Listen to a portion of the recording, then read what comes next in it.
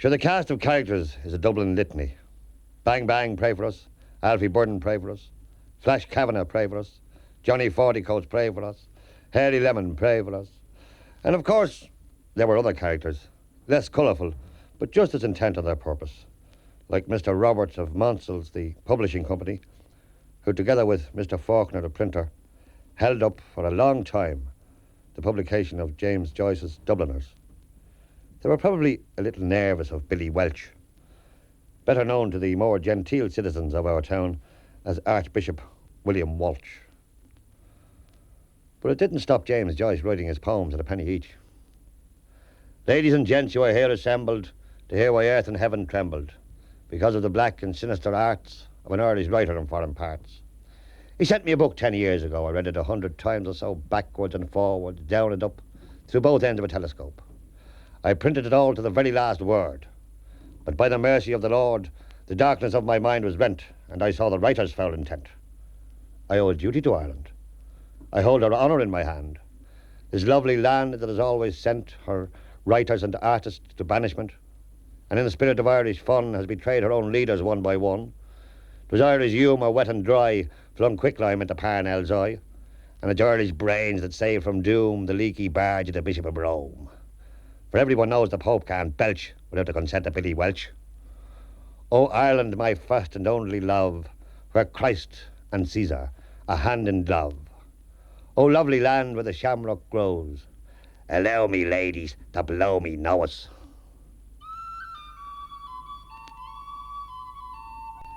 It was down by Christ Church that I first met with Annie, a neat little girl and not a bit shy. She told me her father, that came from Dungannon, would take her back home in the sweet by and by.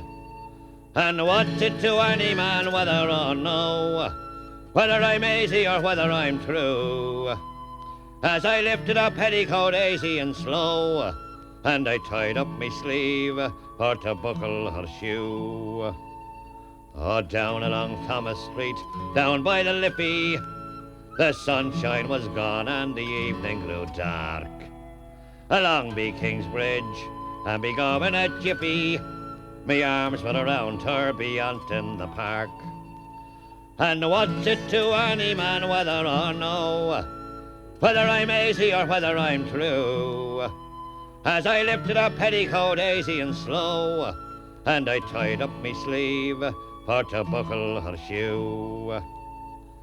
From city or country, a girl is a jewel, and well known for gripping the most of them are. But any young fella, he's really a fool if he tries it the first time for to go a bit far. And what's it to any man whether or no, whether I'm easy or whether I'm true? As I lifted her petticoat easy and slow, and I tied up me sleeve for to buckle her shoe. I strolled with this fine maid far out in the country, the blossoms around us all crying for dew. On a violet-clad bench, sure I sat down beside her, and tied up me sleeve for to buckle her shoe. And what's it to any man whether or no, if I came to the fore when she gave me the cue? She closed her eyes tightly as she murmured full low, be good enough, dear, for to buckle my shoe. Oh, the heathery hills were all dancing around us, false things in the world turned out to be true. When she put her arms round me and kissed me and murmured, you've neatly and tenderly tied up my shoe. And what's it to any man whether or no, if I ventured quite gamely to see the thing through? When she lifted her petticoat, silent and slow, and I tied up me sleeve or to buckle her shoe.